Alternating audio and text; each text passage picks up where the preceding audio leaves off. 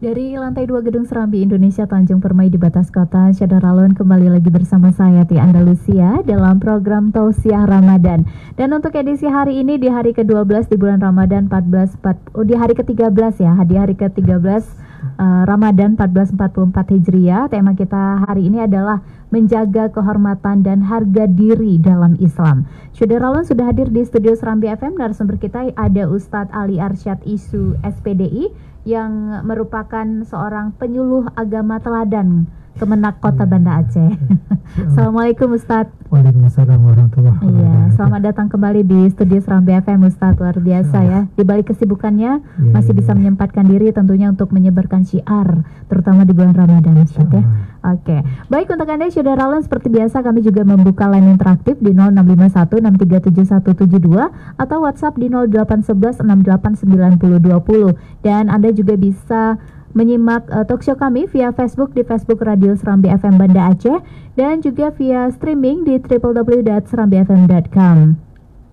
Baik Syadaralun, tema kita adalah menjaga kehormatan dan harga diri dalam Islam. Dan seperti kita ketahui Syadaralun bahwa Tausiah Ramadan ini terselenggara berkat kerjasama Serambi FM dengan Kementerian Agama Kota Banda Aceh. Tentunya di bulan Ramadan ini Syadaralun banyak sekali berkah, banyak sekali pelajaran, banyak sekali hal-hal yang penting yang pastinya yang harus kita ambil gitu ya di bulan Ramadan ini. Kita manfaatkan sebaik mungkin di dalam bulan Ramadan ini untuk mencapai ketakwaan yang dimaksud pastinya dalam surat Al-Baqarah ayat 183. Karena memang tujuan berpuasa itu adalah untuk menjadikan kita umat yang beriman, yang bertakwa kepada Allah Subhanahu wa taala. Baik, tanpa memperpanjang mukadimah dari saya ya, tentunya kita mau tanya nih tentang tema kita hari ini Ustadz. Biasanya kan kita kalau Ramadan itu lebih ke pahalanya, ibadahnya gitu. Tapi ternyata ide atau tema hari ini adalah menjaga kehormatan dan harga diri dalam Islam. Wah, ini yang udah banyak tergadaikan memang. Jadi memang perlu sekali tema ini ya Ustadz ya. Oke, silakan Ustadz. Baik, bismillahirrahmanirrahim. Alhamdulillahirrabbilalamin. Wassalatu wassalamu ala asrafil anbiya wal mursalin wa ala alihi wa sahbihi ajma'in. Asyhadu an la ilaha illallah wa asyhadu anna Muhammadar Rasulullah la nabiyya ba'da. Raditu billahi rabbah wa bi islami dinah wa bi Muhammadin nabiyyan wa rasulah. Rabbi zidni ilman warzuqni fahman. Rabbi shrah li sadri wa yassir li amri wahlul 'uqdatam min lisani yafqahu qawli. Ya Rabbi fili dzunubi wa dzunubi walidayya warhamhuma kama rabbayani shaghira. Rabbana atina fid dunya hasanah wa fil akhirati hasanah wa qina azabannar. Amin. Menjaga kehormatan dan harga diri di dalam Islam. Nah, ini tentu kaitannya dengan kita sebagai individu. Beda dengan kita katakan menjaga kehormatan Islam, berarti ini kan agama nih. Tapi kalau menjaga kehormatan dan harga diri berarti ini kan kaitannya dengan kita individu nih. Betul. Maka untuk mendapatkan itu semua, tentu itu kalau kita lihat ayat-ayat di dalam Al-Quran ataupun hadis, ternyata dia bisa didapatkan dengan cara kita mendapatkan predikat takwa dari Allah Subhanahu wa taala. Makanya contoh kecil seperti yang kita berpuasa nih. Nah, ketika kita berpuasa, pada akhirnya Allah kan beri kita derajat atau predikat takwa. Nah, saat kita menjadi orang yang bertakwa, tentu kita terjaga betul dari setiap kesalahan. Dalam kita melakukan sesuatu kan kita akan perhatikan kira-kira yang saya buat ini benar atau salah. Ketika kita meninggalkan apa yang Allah perintahkan, nah ini kan bahaya nih. Ketika kita mengerjakan apa yang Allah larang, ini juga sama bahayanya. Maka saat kita menjadi seorang pribadi yang bertakwa, nah tentu kita juga akan punya harga diri. Artinya setiap apa yang kita lakukan ini karena Allah yang beri kita harga diri, maka kita akan jaga betul nih. Beda halnya ketika misalkan harga diri ini diberi oleh orang. Misalnya saya ini dekat dengan siapa, terus dia memberi saya apa jabatan atau apa, kemudian saya bangga diri nih kan.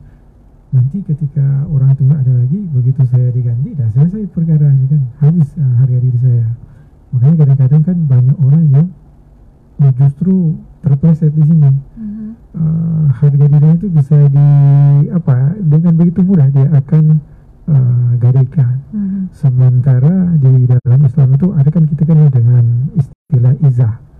Izah itu sesuatu yang memang kalau boleh kata itu keagungan atau kemuliaan yang Allah Subhanahu wa taala beri kepada setiap orang ketika dia betul-betul menjalankan apa yang sudah Allah perintahkan padanya. Nah, ketika kita bertakwa, maka Allah Subhanahu wa taala akan memberikan itu kepada kita, dan kita tentu akan sangat berhati-hati dalam melakukan satu pekerjaan. Kemudian yang kedua ada tuh yang namanya muru'ah. Nah, muru'ah ini kan lebih ke tingkah laku. Nah, saat kita mungkin berbuat, kita kan sudah tahu nih, misalkan selesai Ramadan, kita sudah mendapat predikat takwa. Nah, takwa ini kemudian membentuk perilaku kita menjadi orang yang lebih penyabar. Kita sabar, dipancing orang untuk marah, kita sabar. Kemudian misalkan kita mau buat sesuatu, kita juga mesti teliti kan. Jadi ketika kita punya itu, maka misalkan kayak kita punya identitas nih. Saya Aceh lah. Saya orang Aceh, ternyata orang Aceh itu punya muru'ah itu, salah satunya itu kayak pemulia tamu lah. Pemulia jamek. Pemulia jamek ada getahnya. Jadi itu kan terkait dengan tingkah laku. Maka itu sebetulnya bukan sesuatu yang lahir begitu saja, tetapi ada pertimbangan tertentu sehingga muncullah itu. Ketika ada orang lain mungkin masuk ke Aceh, begitu kita sangat hormati ya. Karena di dalam Islam itu ada ayat, misalnya surat Al-Hujurat ayat ke-13, kata Allah Subhanahu wa taala, ya ayyuhan nas inna khalaqnakum min dzakarin wa unsa wa ja'alnakum syu'uban wa qabaila lita'araf inna akramakum indallahi atqakum innallaha alimun khabir. Jadi Allah ini buat kita dalam berbagai model, artinya bersuku-suku, kemudian berkelompok-kelompok kan supaya kita saling kenal mengenal. Nah, saat mungkin kita kenal dengan orang Aceh, ternyata salah satu kelebihan orang Aceh itu dia sangat memuliakan tamu. Nah, ini tentu bukan hal yang mudah untuk diungkapkan orang ya. Itu kan itu memang sudah lahir dari kepribadian orang Aceh yang Masya Allah kan, kalau kita bilang taat kepada Allah Subhanahu wa taala, sehingga Allah tanamkan rasa itu ke dalam hati-hati mereka. Di saat ada orang yang kemari, itu sangat dimuliakan. Nah, kemudian yang terakhir itu ada namanya ifah. Nah, ifah ini segala hal terkait dengan kemampuan kita untuk menyediakan hawa nafsu ya. Jadi kita menjaga syahwat, kemudian jaga pandangan dan lain sebagainya, sehingga saat Allah Subhanahu wa taala berikan itu, jadi kita tidak akan melakukan hal-hal yang mungkin merusak diri kita atau merusak orang lain. Nah, nanti kalau kita kaitkan dengan tujuan syariat kan, makasih syariat, ternyata ini semua kan masuk nih.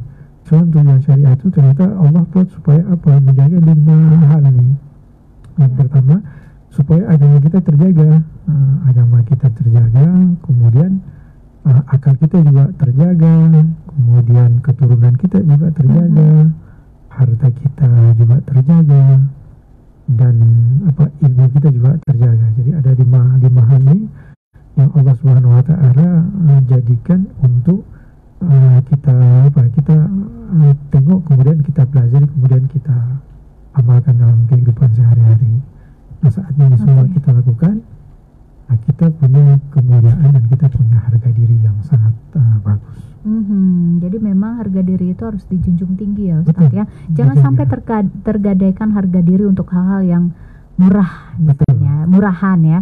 Apalagi agama ya Ustaz ya. Nah, ini udah banyak sekali kejadiannya bahwa bahkan warga Aceh loh Ustadz yang sampai menggadaikan agamanya demi supaya dia bisa hidup lebih makmur dalam tanda kutip gitu ya Ustadznya.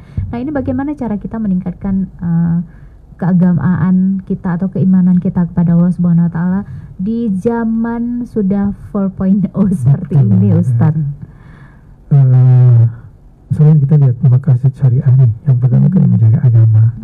Nah, di Al-Quran itu banyak, atau paling tidak ada 3 atau 4 ayat yang Allah sampaikan bahwa agama yang paling, misalkan di Al-Maidah ayat 3, inna akramakum indallahi atqakum, agama yang paling disukai atau ridho Allah SWT agama Islam. Kemudian nanti di surat Ali Imran ada, nanti kita ketemu ternyata barang siapa yang mencari agama selain Islam maka dia akan akhirat, nanti dia tertolak. Nah kadang-kadang orang nekat untuk keluar itu karena dia memang nggak paham sampai di sini.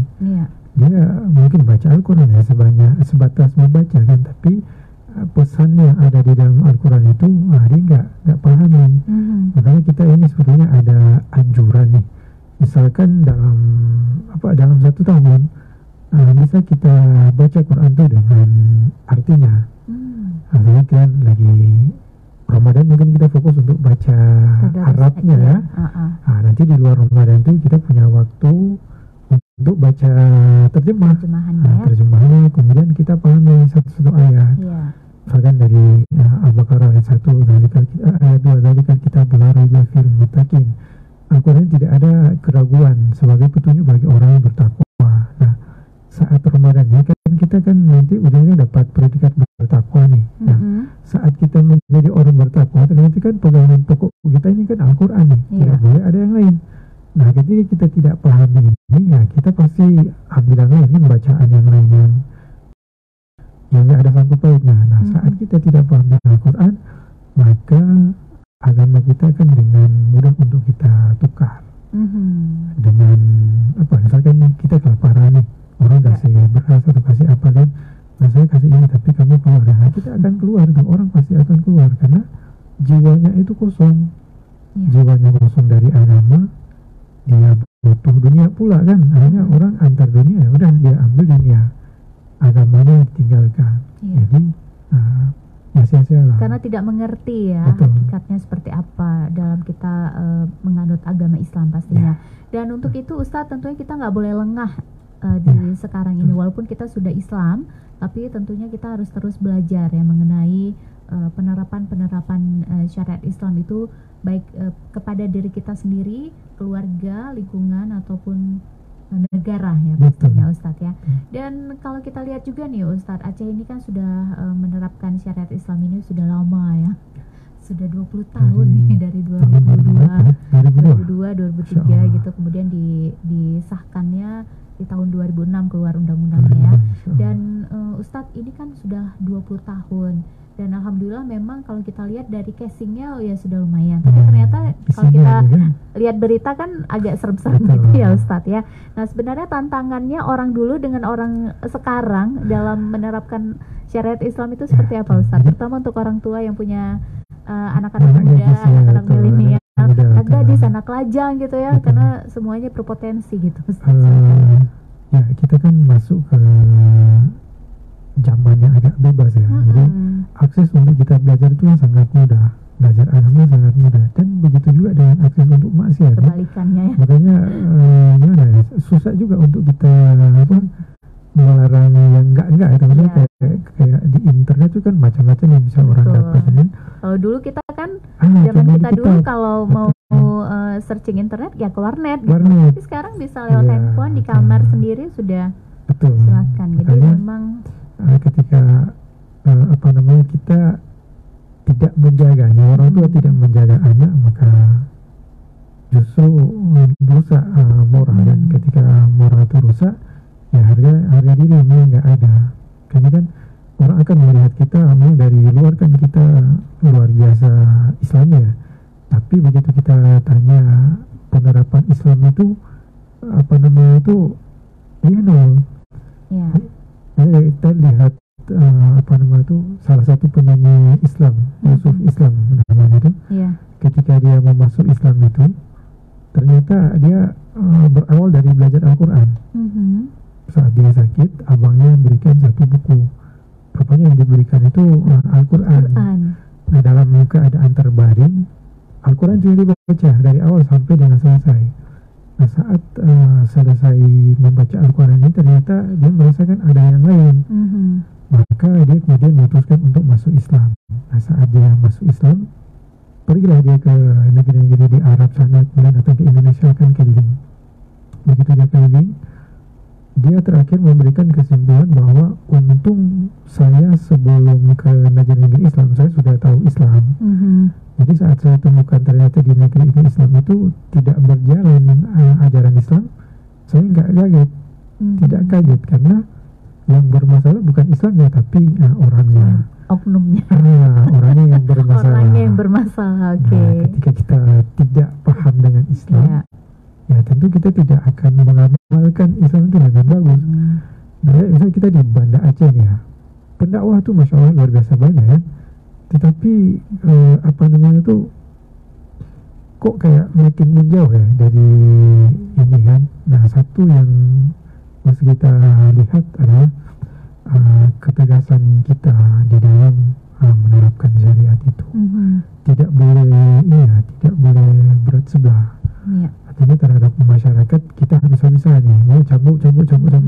Tapi terhadap orang yang memegang amanah sebagai pejabat, dia kan longgar gitu ya. Maka ya, makanya masyarakat juga ya seperti itulah. Kurang jadi simpati kan. Iya, jadi memang harus luar dan dalam ini memang harus diperbaiki ya Ustadz ya.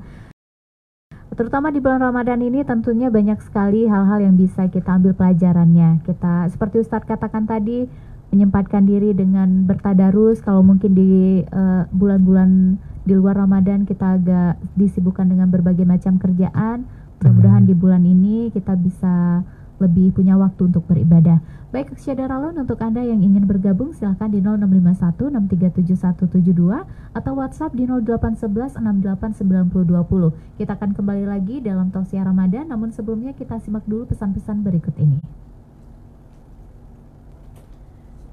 90,2 Serambi FM, Syadaralun, kembali lagi bersama saya Tia Andalusia dalam Tausiah Ramadan untuk edisi hari ini di hari ke-13 di bulan Ramadan 1444 Hijriah dengan tema menjaga kehormatan dan harga diri dalam Islam.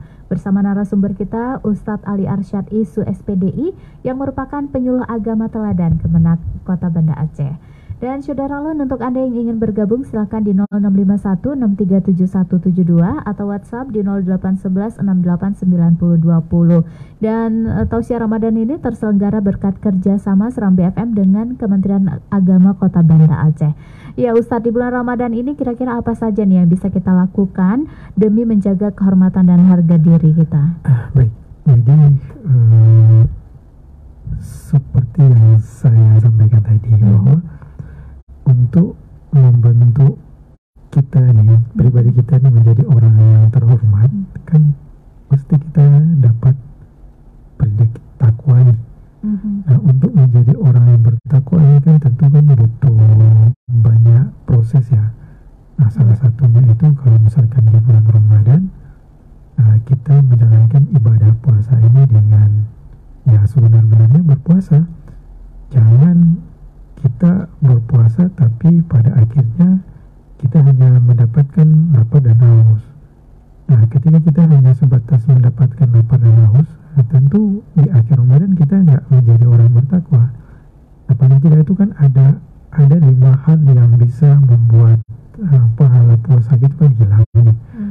Jadi puasa itu menahan diri dari makan dan minum sampai waktu berbuka.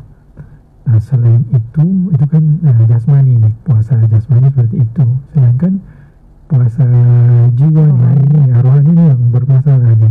Nah, untuk puasa rohani ini paling tidak ada 5 hal yang mesti kita jaga. Yang pertama, jangan bergibah. Nah, bergibah nih, misalkan gibah ini kan kita membicarakan sesuatu yang benar pada diri seseorang, tetapi ketika orang itu dengar, ini nggak suka. Nah, itu dia gibah ya. Nah, kita gibah. Gosip lah ya. Kemudian yang kedua, kita tidak boleh adu domba orang nih. Nah, kita tidak boleh adu domba orang. Kemudian kita tidak melihat konten-konten yang membuat orang bersyahwat. Nah, ini tidak boleh dilakukan. Kemudian 2 lagi saya lupa nih. Jadi paling tidak ada sekitar 5 hal nanti itu di dalam satu hadis. Itu Rasulullah sebutkan serentak tuh. Jadi 5 hal yang dapat menyebabkan puasa seseorang itu ketika dia buka dia cuma dapat lapar dan haus. Hanya dari pagi dia sahur nih, nanti sore dia buka, dari puasa itu nggak ada sama sekali. Jadi ibadah puasa nggak ada. Maka bagaimana dia akan menjadi orang yang bertakwa ketika itu saja dia tidak bisa lalui. Nah, ketika dia tidak menjadi orang yang bertakwa, tentu dia juga nggak tahu gimana caranya urus harga diri nih. Jadi Allah tidak akan tanamkan ke situ. Makanya di dalam satu hadis itu Rasulullah sampaikan bahwa barang siapa yang mampu untuk menjaga kehormatan dirinya, maka Allah juga akan menjaganya. Beda dengan orang ketika dia maafkan kayak mungkin jual harga diri itu kan. Ketika dia jual, ya Allah juga tidak ada yang bertanggung jawab dengan itu. Ini contoh kasus ketika misalnya seorang wanita nih ingin dijahati oleh seseorang, kemudian dia menjaga, maka dia bisa mendapatkan pahala syahid ya, karena dia menjaga kehormatan diri. Nah, kemudian misalkan kita laki-laki nih pergi ke sana kemari untuk mencari nafkah, kemudian kita jangan mau disuap atau apa kan, kita menolak, maka kita mempertahankan harga diri ya, kita menjaga diri nih. Dan itu ada pahalanya Ustadz ya. Kalau kita tidak bisa menjaga, ya rusaklah kita itu, karena kita merusak diri sendiri nih. Nah, saat kita merusak diri sendiri, nah ini paling orang kerjasama dengan setan itu kan. Nah, karena Allah sudah lepas tangan nih. Nah, ketika kita tidak ikut apa yang Allah mau, boleh jadi Allah lepas tangan, maka siapa yang menjadi kawan kita? Itulah setan. Nah, setan itu akan menjerumuskan kita nih. Nah, setan itu kan kerjaannya cuma mengajak orang aja, dia cuma mengajak, nggak pernah tarik di tangan kemudian bawa ke pasar, nggak ada, dia cuma mengisi. Nah, kita mau melakukan atau tidak. Nah, saat kita melakukan, terjerumus kita. Ketika kita tidak melakukan, ya berarti kan bebas kita. Maka harga diri kita ini kita bertanggung jawab untuk menjaga. Nah, saat kita bertanggung jawab untuk menjaga kehormatan dan diri kita ini, maka Allah juga akan menjaga dengan berbagai imbalan yang nanti Allah berikan. Imbalannya ini apa aja, Mas? Misalkan kita mati syahid tadi, mati syahid. Kalau kita menolak misalkan pemberian, kan terbebas kita dari risuah, suap dan lain sebagainya kan. Jadi banyak poin yang Allah beri kepada kita ketika kita menjaga hal-hal itu. Nah, misalkan terkait dengan misalkan memuliakan tamu nih, kita Aceh ini kan, orang Aceh itu luar biasa, tuh sangat memuliakan orang nih. Maka keberkahan akan kita dapat karena kita memuliakan manusia nih. Manusia ini kan makhluk yang paling mulia di antara makhluk-makhluk yang lain. Nah, saat kita muliakan, tentu Allah juga akan tambahkan untuk berikan kemuliaan kepada kita. Iya, luar biasa ya Ustadz ya. Memang kita sepatutnya menjaga kehormatan dan harga diri kita sendiri pertama, pasti kemudian keluarga, karena itu efeknya bukan ke kita aja ya Ustadz ya, tapi juga ke keluarga juga. Tapi kalau kita melihat apa sebenarnya faktor yang membuat orang jadi tidak menjaga kehormatan atau juga harga dirinya, Ustadz? Yang pertama itu kan kurang bayarnya. Kurang faktor ekonomi mungkin. Ada faktor ekonomi kan, misalkan terkait dengan akidah orang jual beli agama, kan itu keluarga kan. Nah, semua berawal dari ketidaktahuan seseorang terkait dengan apa yang, misalkan kita Islam nih, kita nggak tahu harusnya beragama itu seperti apa. Yang penting saya Islam, ajaran Islamnya kayak gimana kan kadang-kadang kan orang tinggalkan. Nah, begitu orang tinggalkan agama nih, kan ada banyak hal yang dia butuhkan. Maka salah satu cara untuk orang merusak itu ya lewat ekonomi itu. Ya, ekonomi, kemudian mungkin pekerjaan. Saya bisa berikan kamu pekerjaan, tapi dengan syarat. Kemudian biasa kadang-kadang kan kayak pernikahan, kita boleh nikah tapi kamu harus ikut saya dan lain sebagainya itu. Jadi ada hal-hal kecil ternyata itu dalam agama itu kan mungkin menurut kecil, tapi dalam agama itu fatal itu. Karena sekali kita keluar dari Islam, nah ini sayang ini kan, tak diakui ini. Semua kebaikan yang kita buat itu hilang begitu saja. Banyak nanti di akhirat kan nampak seperti gunung, bukan selawat, tapi begitu kita mendekat dia akan menjauh. Jadi kita nggak dapat. Jadi memang harus benar-benar kita menjaga akidah kita, Ustadz ya. Dan itu mungkin agak berat gitu loh kalau misalnya yang meninggalkan agama, misalnya. Tapi ada hal-hal yang tetap kita masih dalam koridor Islam, tapi ternyata tidak bisa juga menjaga kehormatan dan harga diri kita nih, Ustadz. Biasanya itu kan terkait dengan perilaku. Makanya kan di Islam itu kan ada tiga, ada tauhid, ada ibadah, dan ada adab. Nah, di bagian adab ini kadang-kadang kita lalai, atau bagian ibadah. Sementara tauhid kita bagus nih. Makanya kadang-kadang kan ada orang Islam tapi Islam KTP. Nah, nanti di bagian ibadah sama adab ini dia nggak urus. Ibadah misalkan puasa nih, harusnya kan kita berpuasa nih. Ini mereka nggak puasa, tapi begitu misalkan Islam di apa? Misalnya ada yang tiba-tiba bakar masjid, walaupun orang nggak puasa pasti marah nih. Jadi secara tauhid ya memang bagus, tapi di pengamalan ini yang bermasalah. Iya. Nah, kita masuk surga itu salah satu sebabnya itu karena amal nih. Nah, itu Islam nggak sholat ini segala macam kan sayang juga tuh kan. Walaupun nanti di akhirat masuk surga karena rahmat dari Allah kan. Sebab Allah beri rahmat itu karena kita punya amal. Kalau nggak ada amal, macam mana kita masuk surga? Maka saat kita berislam, jangan yang penting saya Islam, jangan tuh. Kita punya adab, kemudian punya ibadah, ini harus kita jalankan tiga-tiganya nih. Kalau hilang salah satu, ini kurang. Kita ibadah, masya Allah luar biasa. Tapi adab dengan orang nggak ada sama sekali itu. Nah, ini kan rusak juga nih. Ada orang yang adabnya bagus, ibadahnya enggak. Nah, ini kan sayang juga kan. Maka antara tauhid ibadah dengan adab ini, atau akhlak ini harus satu jalan. Nah, di awal-awal Rasulullah SAW diutus itu yang rusak kan waktu itu tauhid dengan adab.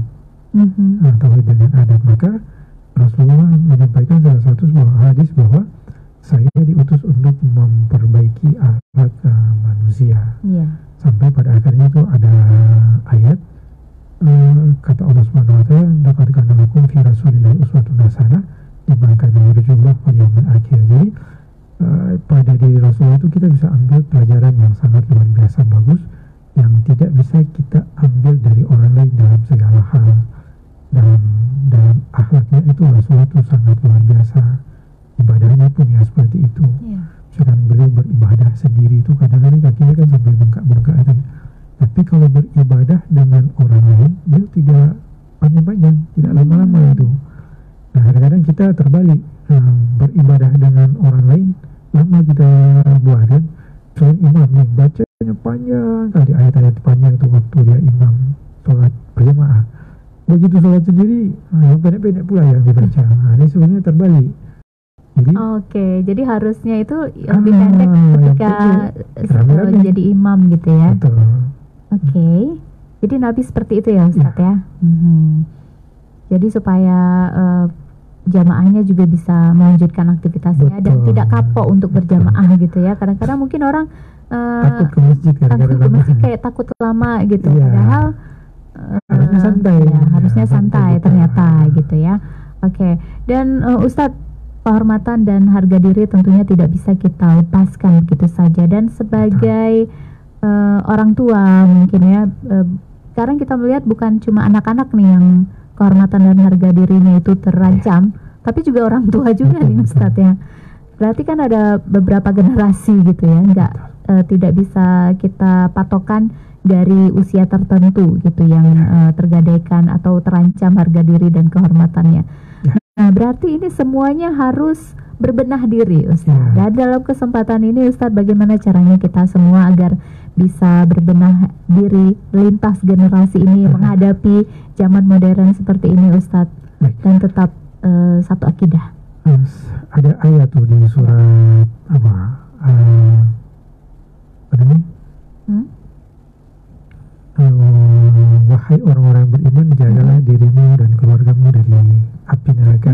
Ya ayyuhalladzina amanu qu anfusakum wa ahlikum nara. Jadi ayat ini peringatan bagi kita yang sudah berstatus sebagai orang tua kan, untuk menjaga anak-anak kita supaya saat nanti di akhirat nih mereka tidak menjerumuskan kita ke dalam hukuman Allah Subhanahu wa taala. Nah, berdasarkan ayat ini, maka setiap anak yang sudah balik itu harus ketat berada di bawah pengawasan orang tua. Ketika misalkan anak keluar ke satu tempat, misalkan jauh nih, kalau dalam syariat aturan Islam ini dia kan harus disertai dengan mahram nih. Ketika dia mungkin sebatas ke pasar atau ke tempat yang kira-kira tak perlu mahram, ya kita tetap awasi. Tapi kalau sudah pergi jauh harus kita jaga, karena kita tidak bisa menjamin ketika dia pergi sendiri dia mampu nggak untuk menjaga diri. Maka supaya kita aman, setiap anak yang balik perlu diawasi dengan ketat. Ketika mereka belum balik, ya ini perlu kita tanamkan ini ya, nilai-nilai kasih sayang yang luar biasa bagus, sehingga ketika anak-anak itu mungkin kita lepas untuk pergi ke satu tempat, misalkan merantau, maka dia punya rasa rindu terhadap kita untuk selalu menghubungi kita. Jadi dia tidak menjadikan orang yang tidak dikenal itu sebagai tempat untuk apa, dia curhat atau berbagi, tapi tetap menjadikan orang tua sebagai tempat nomor satu untuk dia berbagi keluh kesah. Ketika anak itu sudah menanamkan rasa cinta ke kita, maka insya Allah dia tidak akan lepas ke kita dan akan mudah untuk kita kontrol. Kemudian yang berikut kan, usahakan untuk berikan ke anak-anak kita di makanan yang baik-baik ya. Artinya kita dapat kita dapat dengan usaha, memang usaha yang baik dari kita ini. Karena sedikit saja ada benda haram yang masuk ke dalam tubuh mereka ini, kita butuh waktu bertahun-tahun untuk membersihkan itu, karena sudah menjadi darah daging ya. Dan ketika itu sudah masuk, maka susah untuk kita luruskan. Dibekam dulu. Iya, karakternya kan dibekam memang keluar, tapi darah yang bukan itu ya penyakit, kan. Ini maksudnya ke perilaku. Tersirat ya Ustaz. Ya betul. Bekam itu bagus. Sudah ada buktinya Ustaz ya. Iya. Jadi memang tidak bisa dikesampingkan hal itu Ustaz ya. Ternyata memang Allah sudah menampakkan gitu efek-efeknya bagi orang-orang yang memakan makanan haram. Makanan haram itu bukan hanya sekedar yang 7 makanan haram itu ya Ustaz. Sumbernya itu ya Ustaz. Halalan thayyibah. Jadi bagaimana kita dapatkan, dan dia baik juga enggak untuk tubuh. Dan kadang-kadang tidak boleh berlebihan.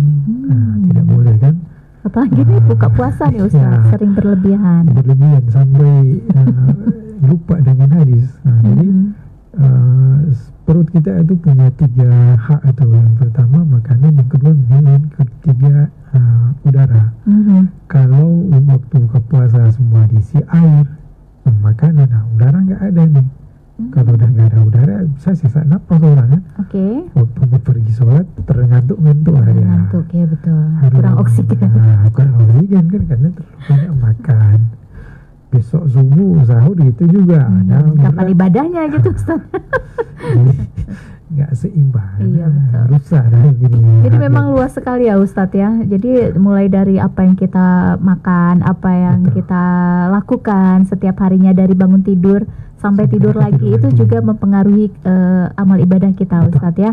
Dan kehormatan dan harga diri dalam Islam ini juga sangat penting sekali, tidak bisa dianggap sepele Ustadz. Baik, kita memasuki segmen terakhir di Tausiah Ramadan untuk edisi hari ini. Mungkin Ustadz bisa memberikan closing statementnya Ustadz. Baik, harga diri dan kehormatan, atau kehormatan dan harga diri. Jadi perlu diingat itu ada 3 aspek. Yang pertama itu izah. Izah ini kan kita punya kemuliaan, Allah beri. Jangan rusak itu.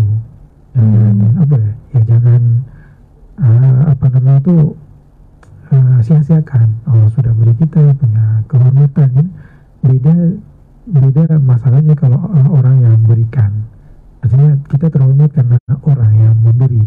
Mungkin bisa saja lenyap, tapi ketika Allah yang beri, ini kan akan bertahan sampai kita mati ini. Maka ketika Allah sudah beri kemuliaan pada kita, jangan kita rusak sendiri. Kemudian kita ada lagi yang namanya muru'ah. Muru'ah ini terkait dengan perilaku.